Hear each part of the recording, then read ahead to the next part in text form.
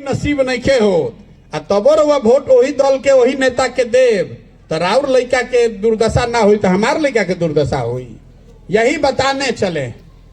आदमी कहो तो भैया दल न बनाई, ये तो नागनाथ सांपनाथ दोनों से जान बचावे के बाद रउआ दल बनाई। तो हम दल क्यों नहीं बना रहे हैं? बिहार में पहले ही से 50 गो दल बा ठगे खाती, एगो और बढ़ावल जरूरी बा। एगो हमू बना ले तो हमू ठगे लागब। बिहार में दल कैसे बनेला?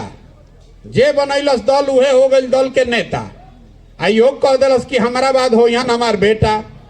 आ जितना आदमी तो लोग बिहार के बड़ा जो सब आदमी झंडा लेके जीवन भर ढोआ जा, वो दल नहीं है, वो विकल्प नहीं है, वो तो परिवार का शासन है, वो लोकतंत्र के विपरीत है। तो अगर दल बनाना है, विकल्प बनाना है, आपको बिहार में बदलाव चाहिए तो जो रास्ता महात्मा गांधी ने दिखाया उसको चुनिए। गांधी जी ने देश को कैसे दिलाया, आजादी कैसे दिलाई? गांधी जी वोट लेके आजादी दिलैलन। गांधी जी ने पहले समाज को जगाया, आपको बताया कि आत्मनिर्भर बनिए, अपना कपड़ा पहनिए, अपने लोगों से छुआछूत मत कीजिए, सबको समाज में बराबर समझिए। समाज को जगाया। आगे आगे गांधी जी चलन, पीछे से समाज चलल, तब न देश के आजादी मिलल।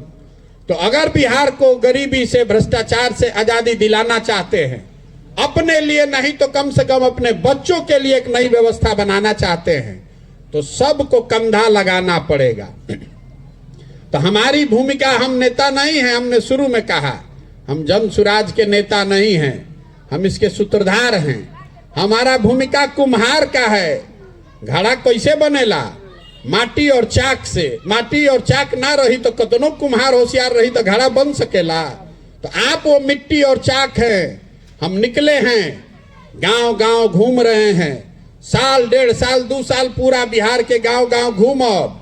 जैसे दही के मथ के रवा मक्खन निकालीला, उसी तरह समाज को मथ कर ऐसे लोगों को निकालेंगे जिनकी मदद से एक नई व्यवस्था बनाई जा सकती है। वो लोग जो चाहते हैं कि नहीं नई व्यवस्था बनाई जाए, रवा मन में चिंता बा आज तक कि रवा बनावे चाहता नहीं, लेकिन रवा चिंता बा कि भैया हमारा राजनीति के समझ नहीं खे, ए भैया हमारा भी संसाधन नहीं खे, हमारा पूरा राज्य में करे के व्यवस्था नहीं खे। तो हम रवा के कह रहल बानी कि व्यवस्था हम बनावतानी।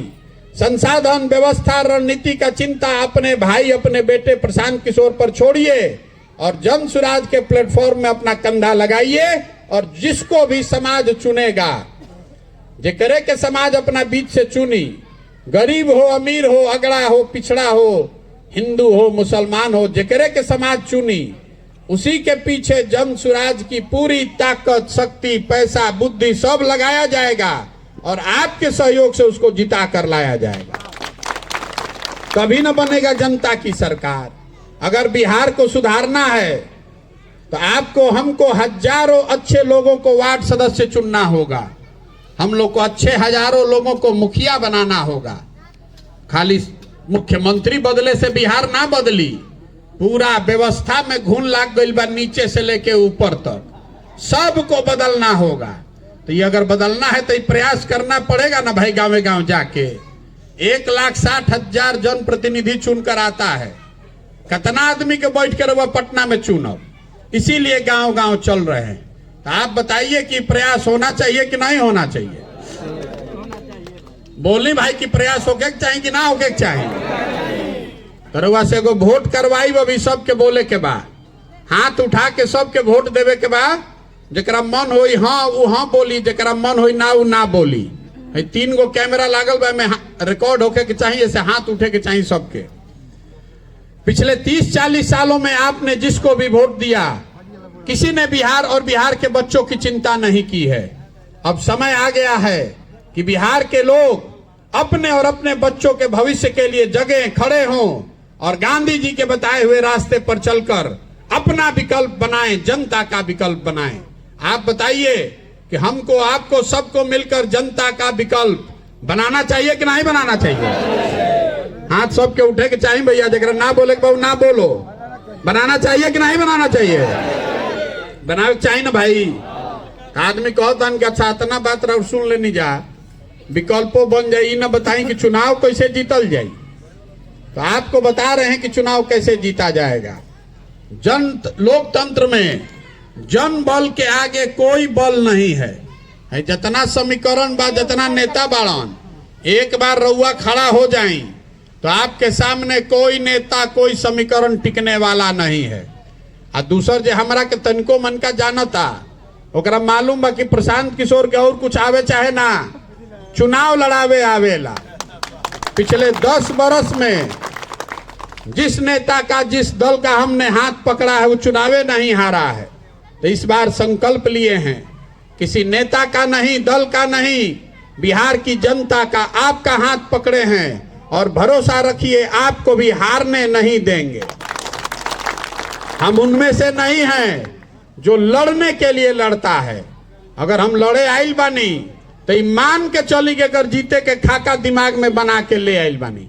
इसको जीतने के लिए कितनी ताकत लगानी पड़ेगी, कैसी व्यवस्था बनानी पड़ेगी, कितना पसीना बहाना पड़ेगा, कितना संसाधन लगाना पड़ेगा, ये सब सोच समझ के गुणा गणित करके आए हैं और जीते बगैर मानेंगे नहीं। आप आइए और अपने बच्चों के लिए इसमें शामिल होइए। ठीक लगे तो आइए और इस व्यवस्था को बनाने में अपना कंधा लगाइए। एक ऐसा बिहार बनाइए कि हम लोग के बच्चों को पढ़ने के लिए और रोजगार के लिए बाहर जाकर जलील नहीं होना पड़े। आज बाहर जब बिहार के लोग जा रहे हैं तो बिहारी कह के हम लोग को जलील किया जाता है। ये शब्द बिहारी गाली बन गया है। बिहारी मतलब अनपढ़, बिहारी मतलब बेवकूफ। अरे हमनी के सब आदमी बेवकूफ पानी जा, हम लोग बेवकूफ नहीं हैं। यहाँ के नेताओं ने और व्यवस्था ने हम लोग को बेवकूफ बना दिया है। एक बार आप खड़ा हो जाइएगा। ये तो ज्ञान की भूमि रही है, देवताओं को भी आकर यहाँ ज्ञान मिला है। 1500 साल तक इस देश की राजनीति चली है बिहार से। आप में, आपके बच्चों में बिहार की भूमि में वो ताकत है। आप वो व्यवस्था बना सकते हैं। आप खड़े होइए और देखिए कि कैसे पूरे भारत में ये मॉडल बनेगा कि बिहार के लोगों ने वो करके दिखाया है जो देश के किसी हिस्से में किसी ने नहीं किया है। इससे हम लोग का गौरव वापस होगा। विकास तो जया होई तैया होई। जिस दिन इस व्यवस्था को बनाकर हम लोगों ने सरकार जनता की बना दी, पूरा देश नतमस्तक होगा, क्योंकि बिहार के लोगों ने वो कर दिखाया होगा जो आजादी के बाद किसी भी राज्य में कोई नहीं कर पाया है। तो अगर आपको लगता है कि जो काम हम कर रहे हैं ये ठीक काम है, ये बिहार के बच्चों के भलाई के लिए है, तो से हम वोट ना मांगनी, आपसे चंदा नहीं मांगे, आपसे हम अपना नजर घुमा कर देखिए कहीं फोटो वोटो नहीं लगाते हैं। आपसे मांगने आए हैं आपका आशीर्वाद। ये टेढ़ा काम है, ये फर्श पर जमी हुई काई को छुड़ाने जैसा है। ये गांधी मैदान में रैली करके ना होई। बहुत आदमी हमरा कहता कि भैया एगो बड़ा सभा करके एक जगह बताई। उसको हम बता रहे हैं कि भैया जब फर्श पर काई जमल बा, उस पर दौड़ने जाइएगा तो गिर जाइएगा, हाथ पैर टूट जाएगा। काई लागल बा तो बैठ के ईंटा से ओकरा के रगड़ के छोड़ावे के पड़ी। तो गाँवे गाँवे वही काई छोड़ाने के लिए निकले हैं। तो अगर आपको लगता है कि काम ठीक है तो एक बार हाथ उठाकर आशीर्वाद दीजिए। है ना आपका आशीर्वाद? ओके ना प्रयास?